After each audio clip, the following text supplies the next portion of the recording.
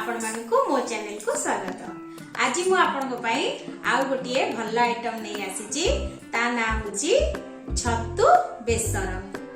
देखिबा ता पे कोन सामग्री रखीची देखिनबा। एठी मु आधा किलो छत्तू रखीची। एथरे मु जीरा सोरिष रसुण बाटी देइची। एठी मु रखीची सिझा आलू बड़ बड़ दुईटी, टमाटो गोटे गोटे कटा पियाज आउ लंका गुंड हलदी गुंड आउ आवश्यक अनुसार लूण पकेबा। एठी मु पैन रे तेल रखीची।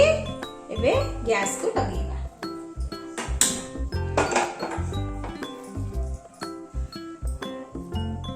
एठी मु टिके जीरा सोरिष फुटण रखीची। वर्तमान तेल ताती गलानी।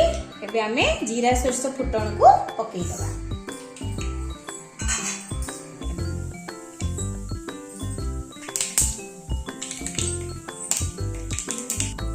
वर्तमान पियाज पकेई दबा।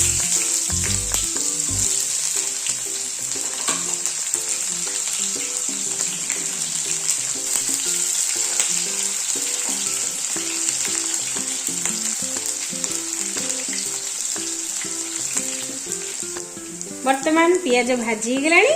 एबे आमे छत्तू को पकेइबा।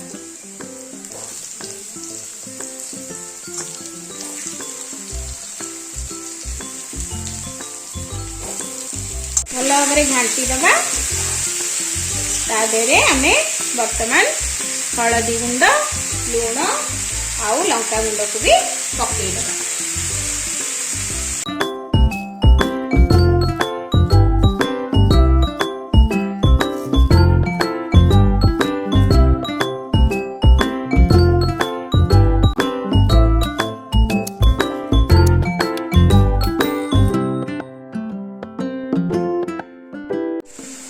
वर्तमान सिझा आलू को काटी दबा।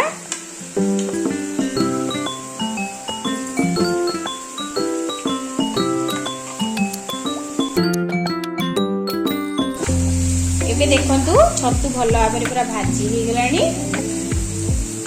वर्तमान आमे टमाटो पकेइबा।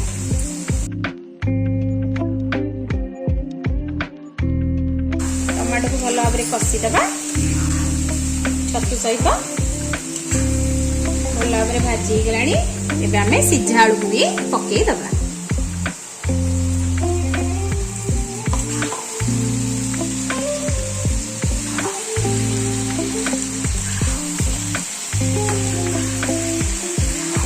एबे आमे प्रस्तुत जो करथिले बाटीबा बाटण ताको आमे पकेइबा। मसला बटा जीरा सोरिष रसुण बटा को पकेइबा।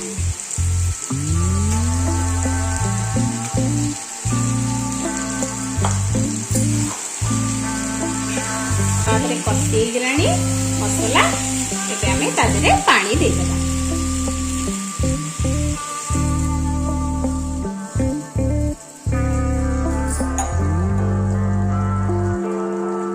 वर्तमान एबे ताको आमे फुटिबा पई पानीटा छाड़ देबा। वर्तमान छत्तू पूरा तरकारी फुटी आसिलानी।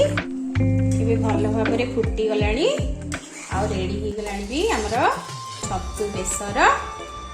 एबे आमे गैस को बंद कर दबा।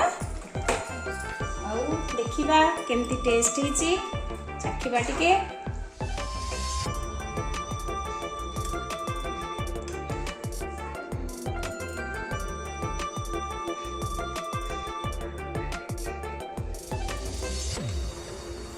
वर्तमान हमरो प्रस्तुत हो जेची छत्तू बेसर। आउ मु जेमती कली आपण माने भी सेही भली करी के घरे खांतु आ समस्त को खुआंतु। आ आपण माने को मो चैनल केमती लागुची दया करी मते कमेंट रे जणांतु।